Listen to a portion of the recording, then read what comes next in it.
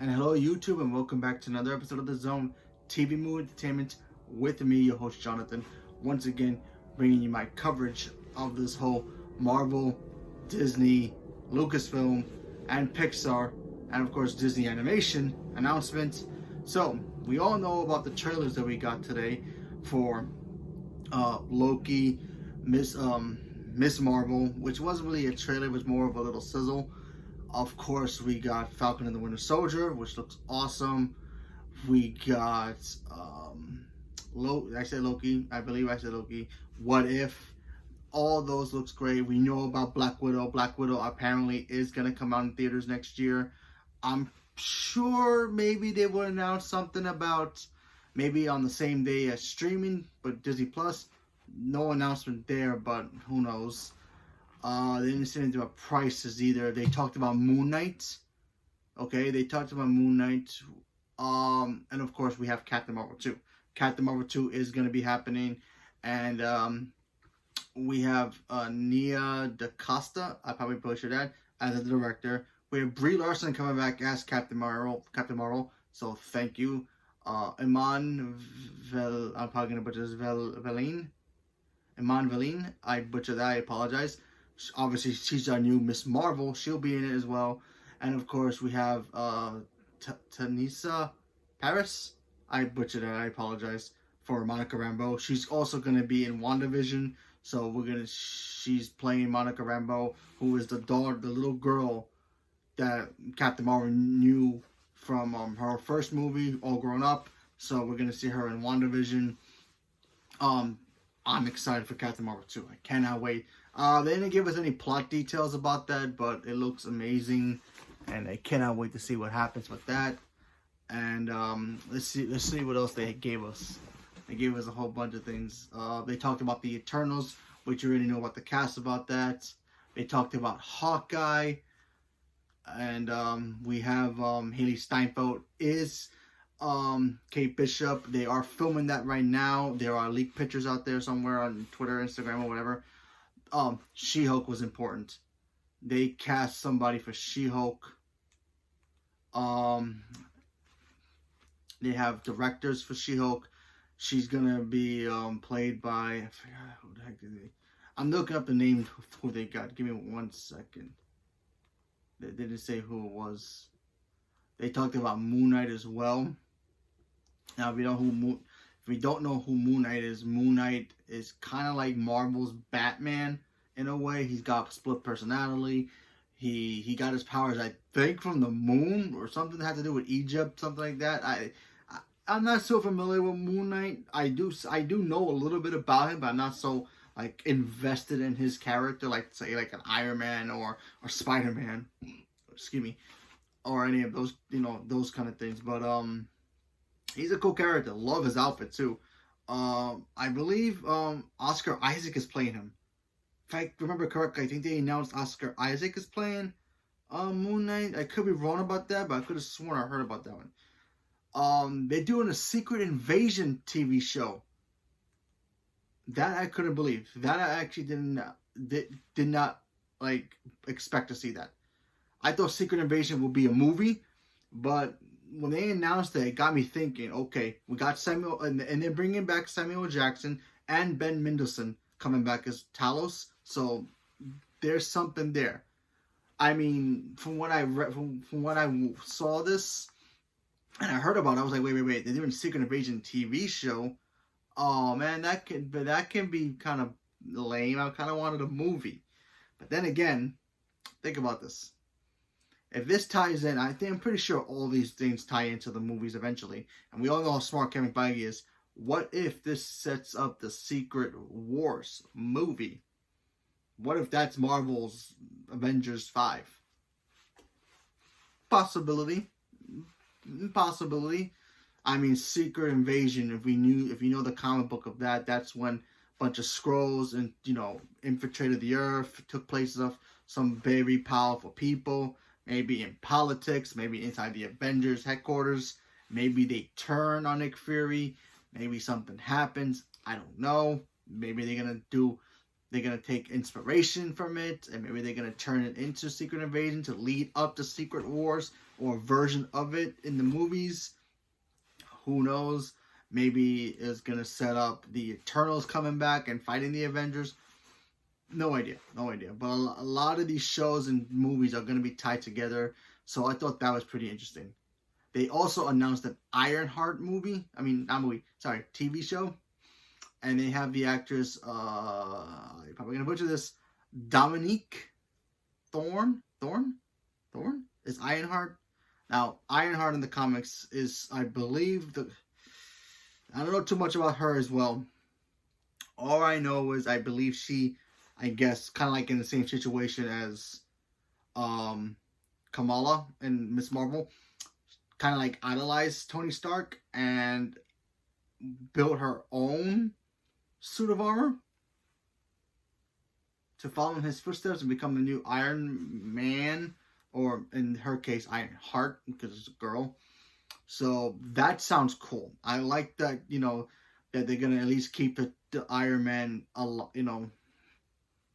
spirit alive. And in the comics, she did build her own AR, artificial intelligence, and it was Tony. And I believe in one comic book it was Tony. I could be wrong about that. And hey, if they bring back Robert Downey Jr. to come back do the voice or something, that would be kind of cool and special, just so he can be around a little bit more, just doing a voice, just being like, oh, I'm Tony or whatever, and it would just be his voice. That'd be kind of cool.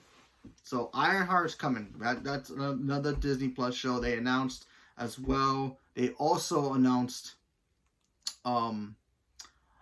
Armor Wars.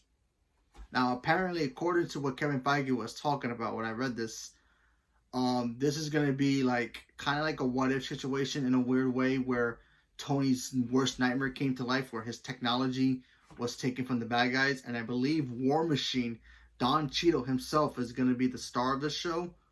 So this is technically a War Machine TV show. And we all love War Machine, and we all love Don Cheadle as War Machine now. So seeing him come back, that's cool. They announced him as well. The next thing that they announced was a Guardians. It's kind of funny thinking about it, because it's kind of like out of the ballpark of Marvel to do this. But this is kind of fun. A special little TV Disney Plus show of Guardians of the Galaxy Holiday Special. So I thought that was pretty funny. They didn't give much detail except the fact that James Gunn's coming back to direct it, with the fact that he's directing that and Guardians 3 at the same time. So that's funny. And of course,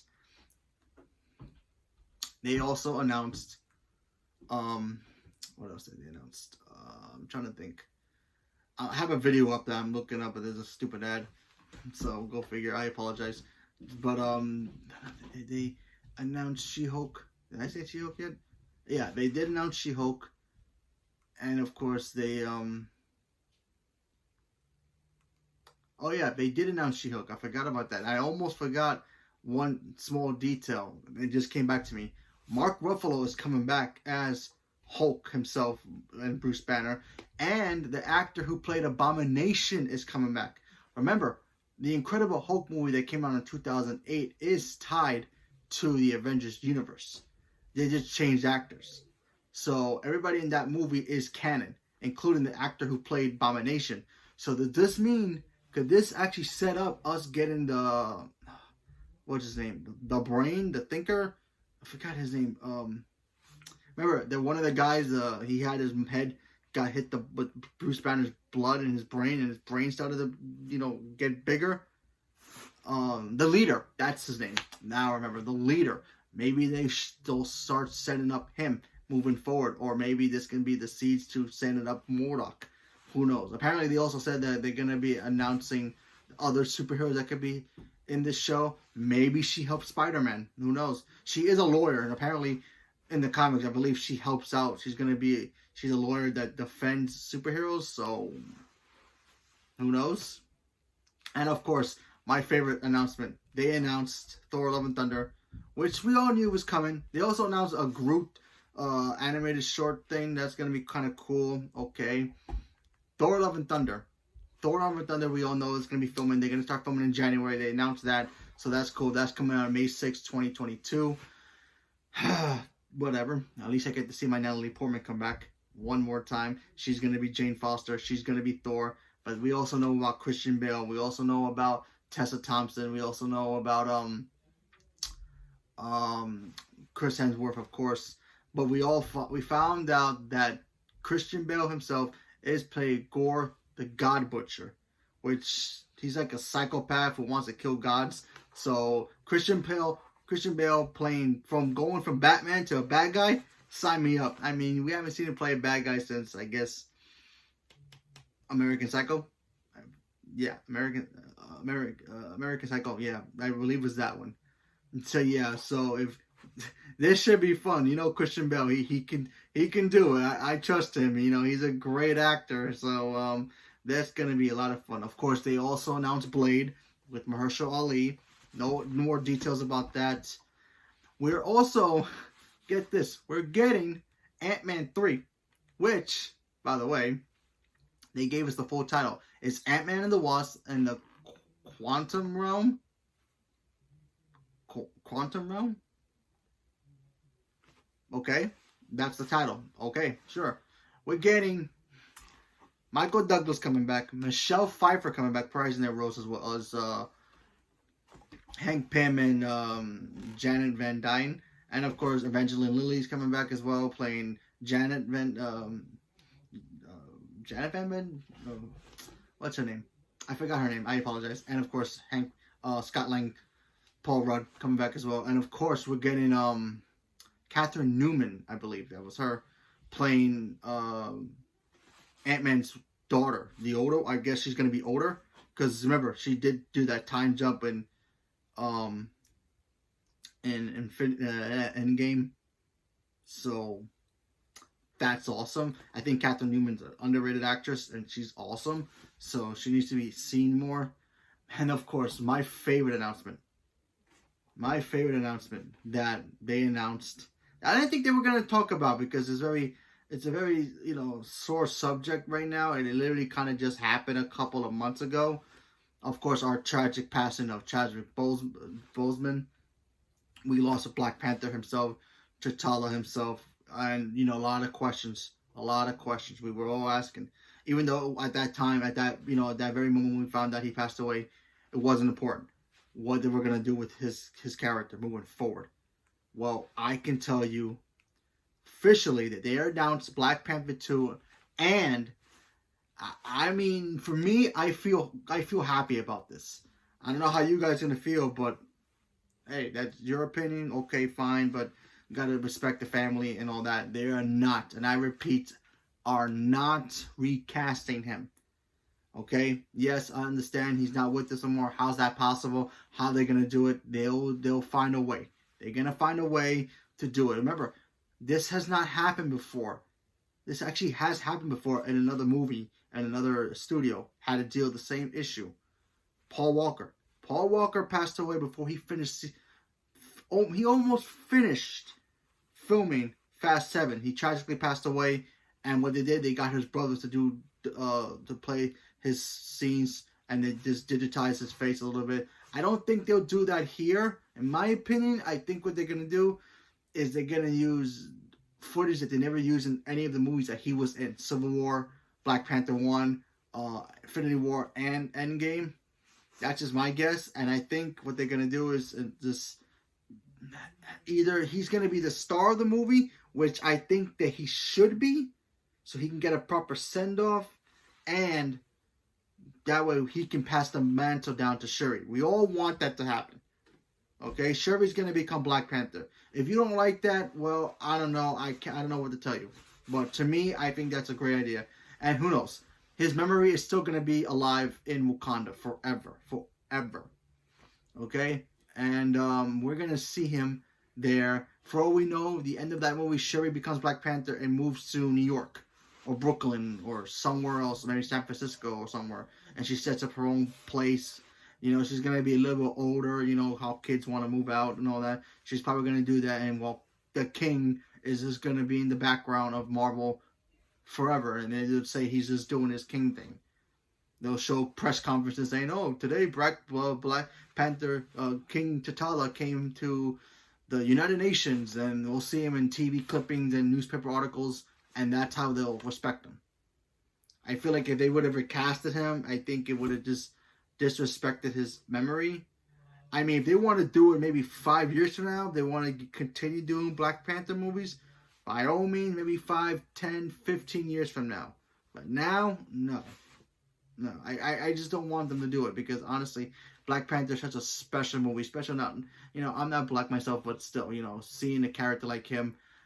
I grew up reading the comic books of Black Panther. I love the Black Panther character. He's such an awesome character, And the guy's a badass. I mean, the guy married, in the comics, he married Storm of X-Men. So, you know how badass Black Panther is.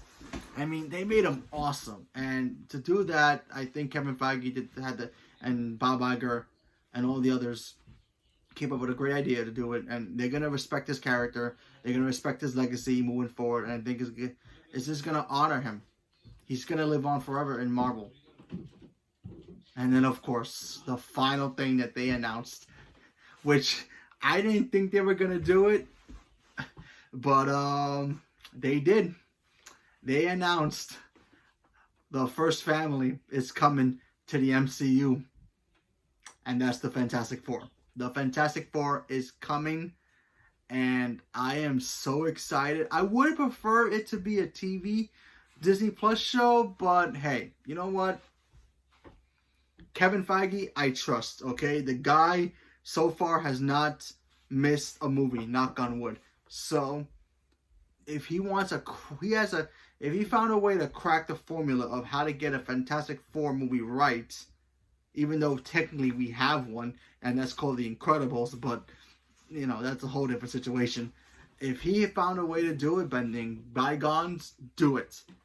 But I'm telling you right now, if this doesn't work, then I suggest they don't do it anymore. They don't touch it, and we just move away from it.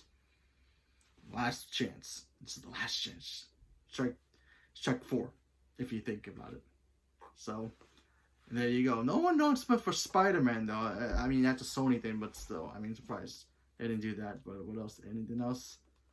No, they didn't. But that's the lineup. I'm excited. Leave me a comment below. Let me know what you guys thought about it. Are you guys excited for the new announcements for all the Disney Plus series from Marvel and the movies as well? No Avengers 5 either, but I feel like that's going to happen maybe at Comic-Con next year, if there's a Comic-Con next year, or if they do something like this again next year with more information. But till then, we're just going to have to wait. So, leave me a comment below. Let me know what you guys thought. Thank you very much, and have a good night.